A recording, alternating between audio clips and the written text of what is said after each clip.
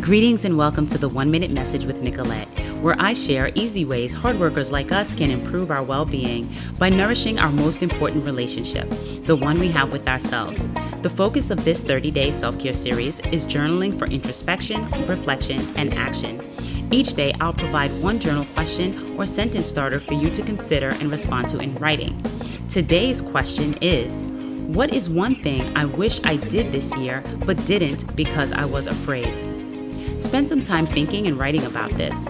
You may also consider starting or ending your session with a guided meditation to help you prompt or process your thoughts. I've linked to a few you can try. I'll be back tomorrow.